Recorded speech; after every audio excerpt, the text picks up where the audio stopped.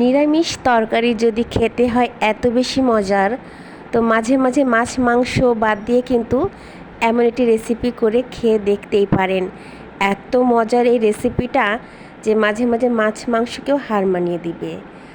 আসসালামু আলাইকুম, আপনাদের সকলকে স্বাগত আমার চ্যানেলে। আজকে নিয়ে আসলাম নতুন আরেকটি রেসিপি। দেখতে পাচ্ছেন এখানে প্রথমে আমি বেগুন এবং তার সাথে কিছুটা আলু ঠিক এই সাইজ করে কেটে নিয়েছি। সাইজটা কিন্তু খুব ভালোভাবে বোঝা যাচ্ছে, এটা আমি অফ ক্যামেরায় কেটে নিয়েছি। এখন আমি হালকাভাবে ছুরি দিয়ে দেখতে পাচ্ছেন বেগুনের উপরিভাগ হালকা একটু দাগ দাগ করে নিচ্ছি। এটা কিন্তু আমি ডিপ করছি না, একদম আলতো হাতে করে নিচ্ছি। আরও একটি বেগুন ঠিক একই প্রক্রিয়ায় আমি হালকা হালকা দাগ দাগ করে নিচ্ছি। তো সেম প্রক্রিয়ায় আমি প্রত্যেকটা বেগুন এইভাবে করে নিয়েছি।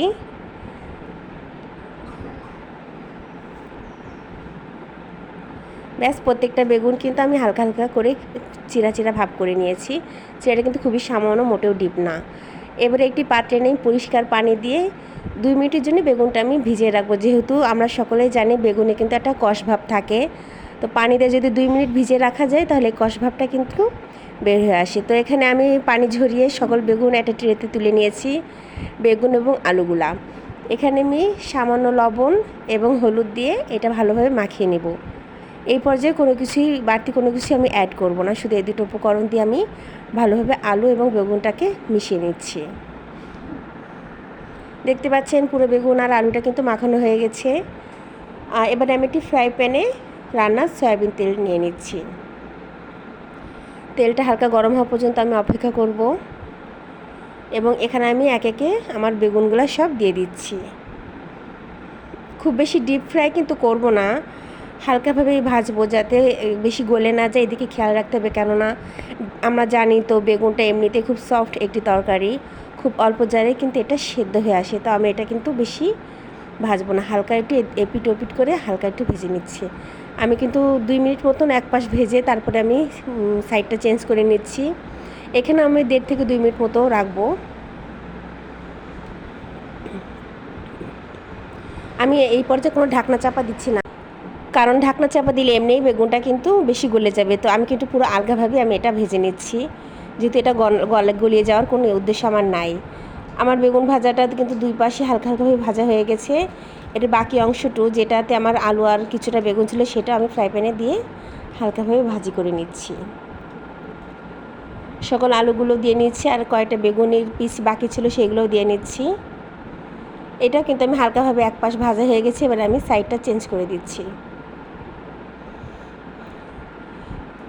2 মিনিটের ভিতরে আমার এই বেগুনগুলাও ভাজা হয়ে গেছে। তো আমি এটি পাত্রে সব লাভিয়ে নিয়েছি। দেখতে পাচ্ছেন কালারটা কিন্তু মাশাআল্লাহ অনেক ভালো লাগছে দেখতে, কিন্তু এখনও কিন্তু এগুলো অনেক কাঁচাই আছে। আর এখানে আমি একটি পাত্রে আগে সয়াবিন তেল দিয়ে নিচ্ছি। তেলটা হালকা গরম হয়ে গেলে এখানে দিয়ে দিচ্ছি কিছুটা পেঁয়াজ কুচি। এখানে 1 কাপের একটু কম পেঁয়াজ কুচি দিয়েছি আমি। রান্নাটা কিন্তু খুব বেশি মশলা দিয়ে করব না, আমি সামান্য কিছু মশলা দিয়েই করব। পেঁয়াজটা হালকা ব্রাউন কালার আসা পর্যন্ত আমি অপেক্ষা করব।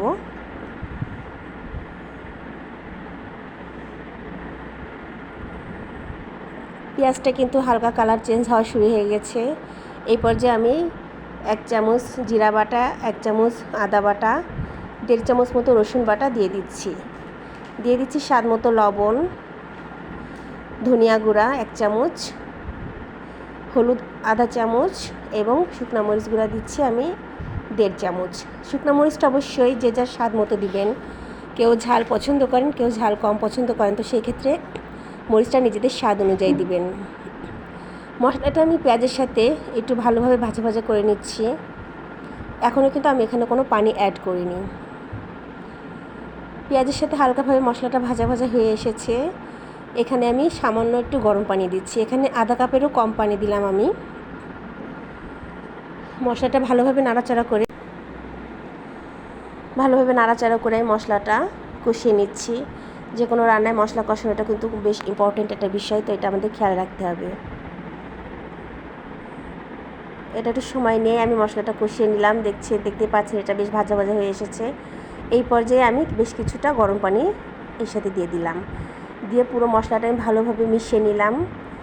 কয়েক চারপাশ থেকে মশলাটা আমি ভালোভাবে টেনে মিশিয়ে নিলাম। অল্প সময়ের ভিতরে মশলাটা ফুটে এসেছে। এর ভিতরে আমি আমার ভেজে নেওয়া বেগুন এবং আলুগুলো দিয়ে নিচ্ছি। বেগুন আলু দিয়ে আমি এগুলো ভালোভাবে মিশিয়ে নিচ্ছি। মিশিয়ে নাড়াচাড়া করে সকলটা আমি মশলার সাথে আর কি মিশিয়ে নিচ্ছি। যেহেতু বেগুনটা কিছুটা হলেও ভাজা, সেক্ষেত্রে আমার কিন্তু রান্নাটা একটু সাবধানে করতে হবে, নাহলে বেগুনটা কিন্তু একেবারে ভেঙে ঘেটে যাবে। সেক্ষেত্রে বেগুনটা আস্ত রাখার জন্য আমাকে কিন্তু খুব আলতোভাবেই খুন্তিটা চালাতে হবে। ঢাকনা চাপা দিয়ে আমি কিছু সময়ের জন্য রেখে দেবো, কারণ এখন আমার বেগুন এবং আলুটা সেদ্ধ হওয়া প্রয়োজন। আবারও আলতোভাবে আমি খুন্তি দিয়ে পুরো তরকারিটা নাড়াচাড়া করে নিচ্ছি। পুরো তরকারিটা কিন্তু আমি উল্টাপাল্টা করে নেব, কিন্তু খুবই আস্তে এবং সাবধানে, যাতে আমার বেগুনগুলো ভেঙে না যায়। দেখতে পাচ্ছেন আমি খুবই আলতো হাতেই কিন্তু সকল বেগুন আর আলুগুলো উল্টিয়ে নিচ্ছি, যাতে এটা ঝোলের সাথে ভালোভাবে সেদ্ধ হয়ে যায় এবং তরকারির একটা বেটার টেস্ট নিয়ে আসে। ঢাকনা চাপা দিয়ে আবারও আমি কিছু সময় অপেক্ষা করব। 5 মিনিট মতন পরে আমি আবারও ঢাকনা উঁচু করে তরকারিটা আবার একটু নাড়াচাড়া করে নিব। এটা রান্না করতে কিন্তু খুবই অল্প সময় লাগবে, যেহেতু আমি কিছুটা হলে আগে ভেজে নিয়েছি। এটা কিন্তু আমার অনেকটাই হয়ে এসেছে তরকারিটা। এবারে কষানো হয়ে গেছে, এবারে আমি সামান্য পানি দিচ্ছি। এটা কিন্তু অ্যাডজাস্ট হয়ে আমার ঝোলের পানি হবে। পানিটা আমি খুব বেশি দিইনি, সামান্যই দিয়েছি। আবার একটু নাড়াচাড়া করে বেগুনগুলোর সাথে ঝোলের পানিটা মিশিয়ে নিচ্ছি। ঢাকনা চাপা দিয়ে আরও কিছুক্ষণ অপেক্ষা করব। 4-5 মিনিট মতন পরে আবারও ঢাকনা উঁচু করে আমি তরকারিটা দেখে নিলাম। ব্যাস, মাশাআল্লাহ, তরকারিটা রান্না হয়ে গিয়েছে। দেখতেই পাচ্ছেন আলুটাও সেদ্ধ হয়ে এসেছে। তরকারিটা কিন্তু অনেক বেশি সুন্দর একটা স্মেল দিচ্ছে। আর এখানে আমি অ্যাড করছি 1 চামচের একটু অল্প কম আর কি গুঁড়া মশলা এবং জিরা। এটা ভেজে গুঁড়ো করে দিচ্ছি আমি এতে। ভালোভাবে মিশিয়ে নিচ্ছি। এটা আমি কড়াইটা নাড়া দিয়ে মিশাচ্ছি, যাতে সকল জিনিস ঝোলের সাথে অ্যাডজাস্ট হয়। আর এটা কিন্তু তরকারির ফ্লেভার নিয়ে আসে, একটা দারুণ একটা টেস্ট নিয়ে আসে। ব্যাস, আমার রান্না কিন্তু শেষ। এবারে পরিবেশনের পালা। এবং গরম গরম ভাতের সাথে যদি এমন একটা রেসিপি হয় না, খুবই দুর্দান্ত একটা রেসিপি, তাহলে কিন্তু মাছ মাংসকেও হার মানিয়ে দেওয়া যায়। বিশেষ করে বাচ্চারাও কিন্তু এই তরকারিটা খুবই মজা করে খেয়ে নেয়। তো বাসায় আশা করি আপনারা সকলেই ট্রাই করবেন, যদি আপনাদের পছন্দ হয়ে থাকে। ভিডিওটি যদি পছন্দ হয়ে থাকে আপনাদেরকে, তো প্লিজ একটি লাইক দিয়ে পুরো ভিডিওটি দেখে নেবেন। আমার রেসিপিটি এই পর্যন্তই। সকলে ভালো থাকবেন, সুস্থ থাকবেন, এই দোয়া করলাম। আল্লাহ হাফেজ।